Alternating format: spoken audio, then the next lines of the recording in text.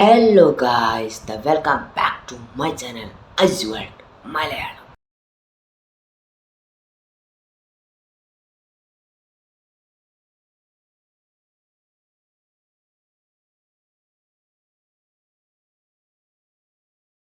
ബാംഗ്ലൂരിലെ വളരെ പവർഫുള്ളായ ഗുണ്ടാ നേതാവായാണ് രംഗ എന്ന കഥാപാത്രത്തെ ആവേശം എന്ന സിനിമയിൽ ഫഹദ് ഫാസിൽ അഭിനയിച്ചിട്ടുള്ളത്.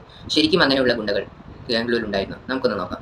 ബാംഗ്ലൂരിന്റെ തുടക്കകാലത്ത് നിലനിന്നിരുന്ന ചെറുകിട ഗുണ്ടകളെയെല്ലാം കൂട്ടിച്ചേർത്ത് ഒരു ഗുണ്ടാ സംഘം അല്ലെങ്കിൽ ഗാങ്സ്റ്റേഴ്സ് ലെവലിലേക്ക് ഉയർന്നു വന്ന വ്യക്തി എന്ന് പറയുന്നത് മന്നെ ഗൗഡ കോഡ്കല്ലെ എന്ന് പറയുന്ന വ്യക്തിയാണ്.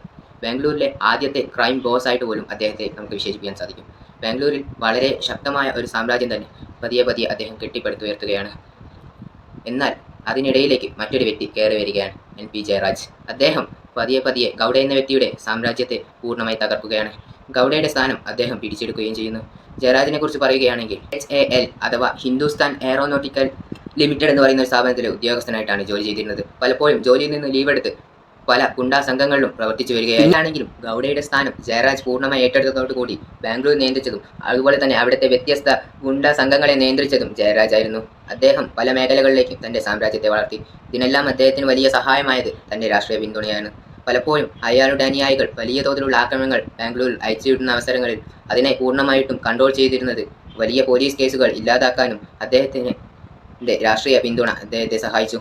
അതിൻ്റെ പ്രധാന കാരണമെന്നത് അന്നത്തെ മുഖ്യമന്ത്രിയുടെ അനന്തരനായ ജയരാജും നടരാജും തമ്മിലുള്ള സുഹൃത്ത് ബന്ധമാണ്.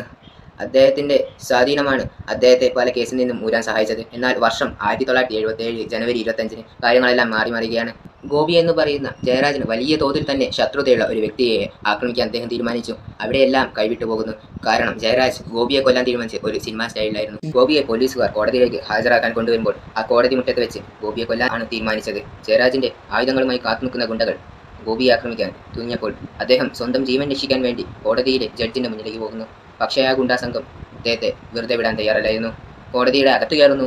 അവിടെ നിന്നും ജഡ്ജ് കാണെ തന്നെ അദ്ദേഹത്തെ വളരെ ക്രൂരമായി ആക്രമിക്കുന്നു. പക്ഷേ ഇത് പൂർണ്ണമായും ബാധിച്ചിരുന്നത് ജയരാജിനായിരുന്നു. ജഡ്ജ് നേരിട്ട് തന്നെ ഈ ഒരു കാര്യത്തിന് പരാതിപ്പെടുകയാണ്. ഈ ഒരു ജഡ്ജ് സാക്ഷിയായിട്ടുള്ള ഈ ഒരു കൊലപാതക കേസിന് ജയരാജിന് 10 വർഷം ജയിൽ ശിക്ഷ ലഭിക്കുകയാണ്. അദ്ദേഹം ജയിലിൽ പോയ ശേഷം അദ്ദേഹത്തിന്റെ സാമ്രാജ്യം തകർന്നു തുടങ്ങി. പക്ഷെ അപ്പോഴേക്കും ജയരാജിന്റെ കൂട്ടാളിയായിട്ടുള്ള കോട്ടുവാൾ രാമചന്ദ്രൻ എന്ന വ്യക്തി ജയരാജിന്റെ സാമ്രാജ്യം ഏറ്റെടുത്തു. ചുരുക്കി പറഞ്ഞാൽ അദ്ദേഹം പിടിച്ചെടുത്തു എന്ന് വേണമെങ്കിൽ പറയാം. കാര്യങ്ങൾ ഇങ്ങനെയൊക്കെ ആണെങ്കിലും ജയരാജിനേക്കാൾ കൂടുതൽ സാമ്രാജ്യങ്ങൾ അദ്ദേഹം കെട്ടിപ്പടുത്തുയർത്തുകയാണ്. ഈ ഒരു സമയമാകുമ്പോഴേക്കും ഗുണ്ടകളുടെയും കൊള്ളക്കാരുടെയും പ്രധാന കേന്ദ്രമായി ബാംഗ്ലൂർ മാറുകയാണ്.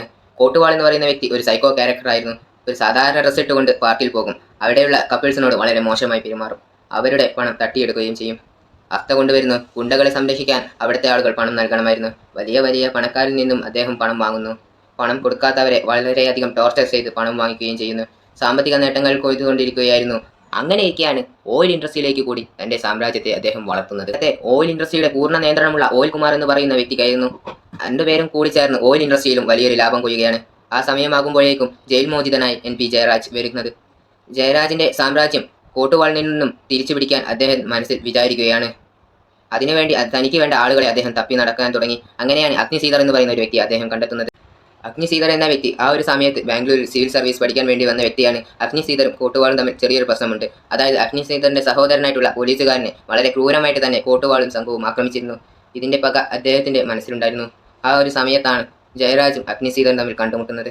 ജയരാജ് സാമ്പത്തിക സഹായങ്ങൾ അദ്ദേഹത്തിന് നൽകിയതുകൊണ്ട് ജയരാജും അഗ്നിസീതറും കൂടി ഒരു കൃത്യമായ പ്ലാനോടുകൂടി കോട്ടുവാളിനെ വധിക്കുകയാണ്. വീണ്ടും ജയരാജ് തന്റെ സാമ്രാജ്യം ഭരിച്ചു തുടങ്ങുകയാണ്. ഈ കൊലപാതകം കേസാകുന്നു.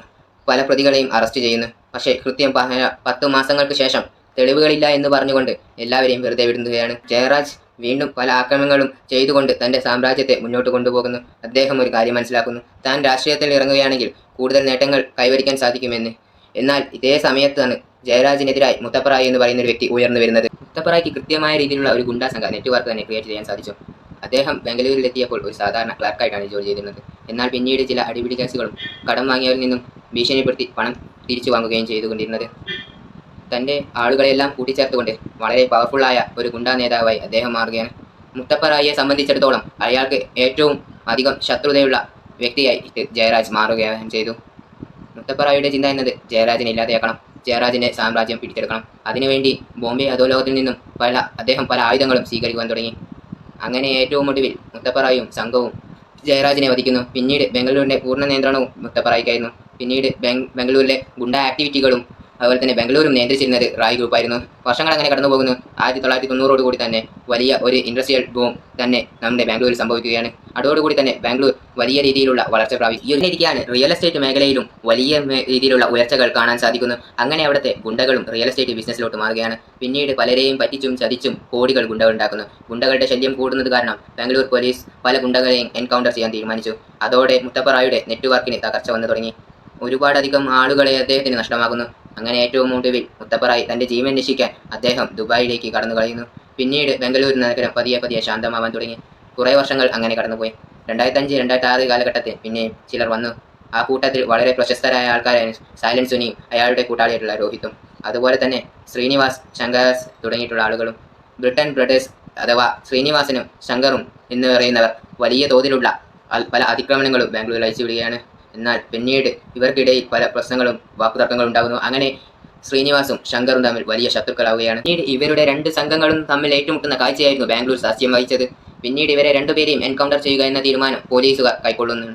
പക്ഷേ കൃത്യമായ ഈ ഒരു കാര്യത്തിൽ നിന്നും രക്ഷപ്പെടാൻ വേണ്ടി ശങ്കര രാഷ്ട്രീയത്തിലേക്ക് ഇറങ്ങുകയാണ്. അതോടുകൂടി തന്നെ ഈ ഒരു രാഷ്ട്രീയ സ്വാധീനം ഉപയോഗിച്ച് ശങ്കര രക്ഷപ്പെടുന്നു. എന്നാൽ പോലീസ് എൻകൗണ്ടറിൽ ശ്രീനിവാസൻ കൊല്ലപ്പെടുന്നു. ഇവിടെ എല്ലാം നമുക്ക് മനസ്സിലാക്കാൻ സാധിക്കുന്ന ഒരു കാര്യമുണ്ട്. പല ഗുണ്ടകളും ബാംഗ്ലൂരിൽ പിടിച്ചു നിന്നത് രാഷ്ട്രീയ സ്വാധീനങ്ങൾ കൊണ്ടാണ്, രാഷ്ട്രീയ പിൻബലം ഉള്ളതുകൊണ്ടാണ്. ഇതുകൊണ്ട് മാത്രമാണ് പോലീസുകാർ നിഷ്കരണം ഈ ക്രൂരതകളെല്ലാം കൈകെട്ടി നോക്കി നിൽക്കേണ്ടി വന്നത്. എന്നാൽ ഇന്ന് ബാംഗ്ലൂർ എങ്ങനെയാണെന്ന് നോക്കുകയാണെങ്കിൽ 3000-ലധികം ഗുണ്ടാ സംഘങ്ങൾ ബാംഗ്ലൂരിൽ ഉണ്ട് എന്നാണ് പറയുന്നത്. ആ കൂട്ടത്തിൽ മലയാളികളുമുണ്ട്. അങ്ങനെ ഒരുപാട് പേരുണ്ട്. കാര്യങ്ങൾ ഇങ്ങനെയൊക്കെയാണെങ്കിലും ഇന്ന് ഒരു മികച്ച സ്ഥലം തന്നെയാണ് ബാംഗ്ലൂർ. നിങ്ങൾക്ക് ഈ വീഡിയോ ഇഷ്ടപ്പെട്ടിട്ടുണ്ടെങ്കിൽ വീഡിയോ ഒന്ന് ലൈക്ക് ചെയ്യാനും അതുപോലെ തന്നെ നമ്മുടെ ചാനൽ സബ്സ്ക്രൈബ് ചെയ്യാനും പിന്നെ അതേപോലെ തന്നെ നിങ്ങളുടെ അഭിപ്രായങ്ങളും നിർദ്ദേശങ്ങളും കമൻറ്റ് ചെയ്യാനും മറക്കരുത് ഗൈസ്. Bye guys.